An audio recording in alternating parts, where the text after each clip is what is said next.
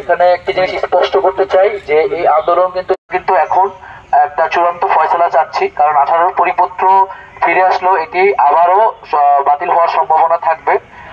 Blockade কর্মসূচি পালিত হবে। তো সেই প্রশ্নগুলো আমরা বিবেচনা করতে যাচ্ছি।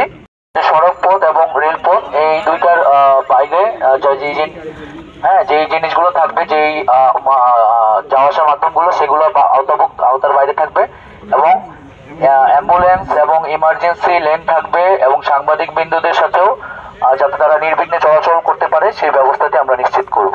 ধন্যবাদ। সমর্থন আমরা যত জায়গায় গিয়েছি আমরা অভিভাবকদের সমর্থন পাচ্ছি, কারণ প্রত্যেকটা অভিভাবক তার সন্তানের নিরাপদ ভবিষ্যৎ চায়। প্রতিটা দৈর্ঘ্যগত সেটা মুখ্য না, মুখ্য হচ্ছে যে আমরা সরকারকে একটা বার্তা দিতে চাই যে আমরা রাস্তায় থাকতে চাই না। আমরা ইতিবাচক ভূমিকা আমরা প্রত্যাশা করি।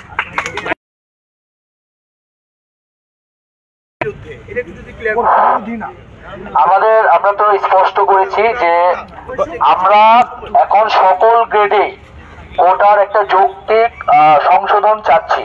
ফলত এটা কিন্তু আদালতের আর এখতিয়ার না। আদালতে ছিল 18 পরিপত্রের বিষয়টি, যেটি প্রথম ও দ্বিতীয় শ্রেণীর বিবেচনা ছিল, কিন্তু সকল গ্রেডে নয়। তারা পক্ষভুক্ত হয়েছেন এবং সেই আদেশও এসেছে। তারা আগামীকালকে অ্যাপিলেট ডিভিশনে আপনাদের যে বক্তব্য তারা বলছেন যে সেই বক্তব্য তারা উপস্থাপন করবে।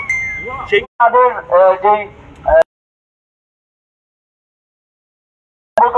তারা একান্তই ব্যক্তিগত এবং সংক্ষুব্ধ হয়ে এই রিটটি করেছেন।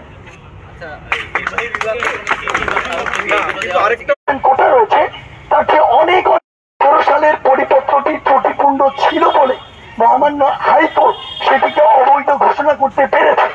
তাহলে আমরা কিভাবে একটু নিশ্চিত হতে পারি আবার সেই 18 পরিপত্র হয়েছে এবং এখানে আসলে কোনো